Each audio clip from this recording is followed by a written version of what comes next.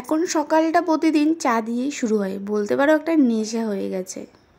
আগে আমি চা প্রত্যেক দিন খেতাম না, যখন করতাম তখন। তো এখন বরমাসাইয়ের জন্য যেহেতু রোজ সকালে চা করতে লাগে, তো ওর সাথে সাথে আমারটাও হয়ে যায়। তো নমস্কার বন্ধুরা, কেমন আছো তোমরা সকলে? আশা করছি সবাই ভালো আছো। আমি ডলিস ফ্যামিলি চ্যানেলে নতুন একটা ব্লগে তোমাদের সকলকে জানাই স্বাগত। তো আজকে সকালের চায়ের সাথে ছিল গোলা রুটি, কেননা আজকেও অনেকটাই লেটে গেছে, প্রায় 9:30 পৌনে 10টা বাজে আর কি। তো এত লেটে যখন যায় ও সকালে সেন্টারে, তখন কিন্তু একটু ভারী খাবার খেয়েই যায়। যদি ধরো কোনো দিন 8টায় গেল, তাহলে চা বিস্কুট খেয়ে যায়। তো যাই হোক, দেখো আজকে সন্ধ্যাবেলা যাবো এক জায়গায়, এই জন্য দুপুরে রান্নাটা তাড়াতাড়ি বসিয়ে দিয়েছি। কারণ দুপুরে রান্নাটা তাড়াতাড়ি হয়ে গেলে বিকেলে আবার পড়ানো আছে, তো পড়ানোটাও আবার তাড়াতাড়ি হয়ে গেলে তারপর সন্ধ্যাবেলা যেতে পারবো তাড়াতাড়ি। একটা কাজ যদি এগোয়, তার পরপর কাজগুলো কিন্তু এগোবে।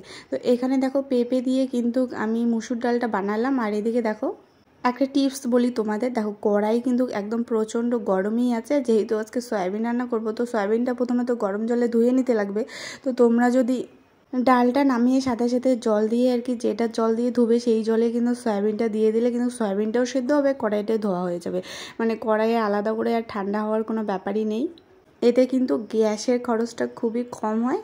সয়াবিনের রসা করব। এখানে খালি তেলে কিন্তু একটু লবণ হলুদ দিয়ে দিয়েছি, তারপর সয়াবিনগুলো দিলাম। এখানে শুধু তেলে লবণ হলুদ দিলে কি হয়, সয়াবিনের গায়ে কিন্তু সুন্দরভাবে লবণ হলুদটা লেগে থাকে। আর সয়াবিনটা দেওয়ার পরে লবণ হলুদ দিলে কিন্তু কড়াইয়ে কিছুটা লবণ থেকে যায়, তারপরে কোনোটা সয়াবিনে হলুদ ভরে না, এরকম হয়। এখানে ফোড়নে দিয়ে দিলাম একটা তেজপাতা, কাঁচা লঙ্কা, আর হচ্ছিল পাঁচফোড়ন, জিরা, এগুলো। আর এখানে দেখো একটা পেঁপে যেহেতু দিয়েছিলাম ডালে, তো অ্যাকচুয়ালি ভাবলাম এখানেও দিয়ে দিই। আলুর পরিমাণ যেহেতু অল্প ছিল, তাই আর আলুটা আলাদা করে ভেজে নিলাম না। আর অল্প একটুই বানাবো, যেহেতু দুজনই খাবো। তো এদিকে দেখো দিয়ে দিলাম। তারপর কিন্তু আলুটা ভাজা ভাজা হয়ে গেলে এখানে জিরে, আদার কয়েকটা পাকা লঙ্কা বেটে নিয়েছি, এই জন্য লাল লাল লাগতেছে। তো এখানে দেখো তারপরে কিন্তু মশলাটা দিয়ে ভালো করে একটুখানি কষিয়ে নিব। আর নিরামিষ সয়াবিন রান্না করলে একটু জিরে বাটা আদা না দিলেই নয়। আর যা গরম পড়েছে, তাই ভাবলাম যে আজকে একটু নিরামিষই রান্না করি। জানো তো মুসুর ডালেও না কালো জিরে ফোড়ন দিয়ে করেছিলাম, পেঁয়াজ একদমই দেইনি। কারণ আমার বর রাত্রেবেলা খেতে এতটাই লেট করে যে ধরো এখন 12:30 1টা বাজে, এখন রান্না বসিয়েছি, রাত্রের 12টার সময় খাবে, ততক্ষণ কি ভালো থাকে? তবে নিরামিষ রান্না করলে কিন্তু গরমেও অনেকক্ষণ ভালো থাকে, 12টা 1টা কোনো ব্যাপার না। তো দেখো মশলাটা কষানো হয়ে গেছে। এখানে মশলার বাটিটা ধুয়ে একটু জল দিয়ে দিলাম। আর আলুর সাইজগুলো খুবই ছোট করেছি, তাই জন্য সেদ্ধ হতে বেশি টাইম লাগেনি। তারপর দেখো সয়াবিনগুলো দিয়ে দিলাম। এটা আর একটু ভাজা ভাজা করে জল দিয়ে গরম মশলা দিয়ে নামিয়ে নিলে কিন্তু রেডি আমার সয়াবিনের রসা। তো তোমরা কিভাবে রান্না করো আর এই রান্নাটা কেমন লাগলো তোমাদের, সেটাও কিন্তু অবশ্যই কমেন্ট করে জানিও। তো দেখো দুপুরবেলা কিন্তু দুজনের জন্য ভাত বেড়ে নিলাম। এখানে দেখো ডাল বেড়ে নিয়েছি, ওর জন্য আলাদা করে পেঁপে সেদ্ধ, পাঁপড় ভাজা আর সয়াবিন। এই ছিল আজকে আমাদের দুপুরের নিরামিষ আর কি মেনু। তো চলো একদম আর কি সন্ধেবেলা আর সারাদিন ভিডিও করতে পারিনি, সন্ধেবেলা রেডি হয়ে গিয়েছি।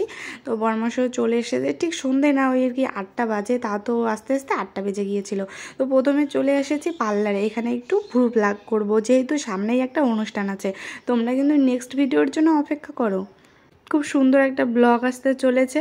তো যাই হোক দেখো এখানে ভ্রু প্লাক করা কমপ্লিট। আর এদিকে বাইরে বেরিয়ে দেখি বর আর কি আমার জন্য ওয়েট করছে, আর ভীষণই আর কি ব্যস্ত দেখলাম, ফোনে কথা বলছে। তারপর দেখি গাড়ির তেল শেষ হয়ে গেছে।